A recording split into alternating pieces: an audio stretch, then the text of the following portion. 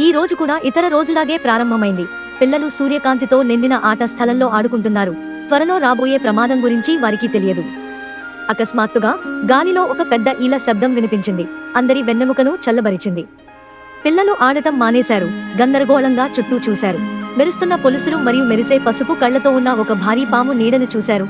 దాని నాలుక లోపలికి మరియు బయటికి ఆడుతోంది. పాము విద్యార్థుల భయాన్ని పసిగట్టింది. గందరగోళంగా ఉన్నప్పటికీ కృష్ణుడు అచంచల ధైర్యంతో ముందుకు అడుగుపెట్టాడు. పాము బిగ్గరగా ఈలలు వేసినప్పటికీ అతని దైవిక ఉనికి వాతావరణాన్ని శాంతింపజేసినట్లు అనిపించింది. హెచ్చరిక లేకుండా పాము కృష్ణుడిపైకి దూసుకెళ్లింది. దాని కోరలు బయటపడ్డాయి మరియు దాని శరీరం ప్రాణాంతకమైనవి. కృష్ణుడి కదలికలు వేగంగా మరియు ఖచ్చితమైనవి. దైవిక యోధుడి దయతో పాము దాడులను తప్పించుకున్నాయి. అతని కళ్ళు ఎప్పుడూ పామును వదిలి వెళ్లలేదు. కృష్ణుడు శక్తివంతమైన సర్పంతో పోరాడుతుండగా విద్యార్థులు ఆశ్చర్యంగా చూశారు. ప్రతి కదలికలోనూ అతని దైవిక శక్తి స్పష్టంగా కనిపించింది. కృష్ణుడు వరుసగా శీఘ్ర కదలికలతో ఎదురుదాడి చేశాడు. శక్తివంతమైన శక్తితో సర్పం చుట్టలను కొట్టాడు. అది జీవిని నొప్పితో బుసలు కొట్టేలా చేసింది. భీకర యుద్ధం తర్వాత సర్పం తనకంటే శక్తివంతుడిని ఎదుర్కొందని గ్రహించింది. అది కోపంతో బుసలు కొడుతూ అడవిలోకి తిరిగి వెళ్లడం ప్రారంభించింది.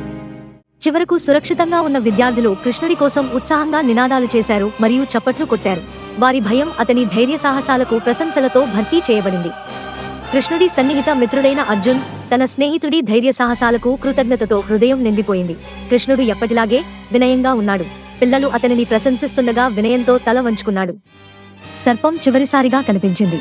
అది అడవి లోతుల్లోకి జారిపోతుండగా దాని తోకను కదిలించడం, దాని ముప్పు ఇప్పుడు అణచివేయబడింది. పిల్లలు పరిగెత్తుకుంటూ ఆడుతూ సంబరాలు చేసుకున్నారు. వారి హృదయాలు ఆనందంతో నిండిపోయాయి. కృష్ణుడి ధైర్యం ఆ రోజును కాపాడింది.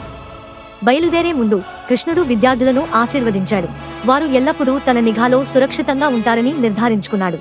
హలో ఫ్రెండ్స్, ఈరోజు కథ మీకు నచ్చితే మరిన్ని ఉత్తేజకరమైన సాహసాల కోసం మా ఛానల్ని లైక్ చేయడం, షేర్ చేయడం మరియు సబ్స్క్రైబ్ చేయడం మర్చిపోవద్దు. మరో వీడియోలో కలుద్దాం.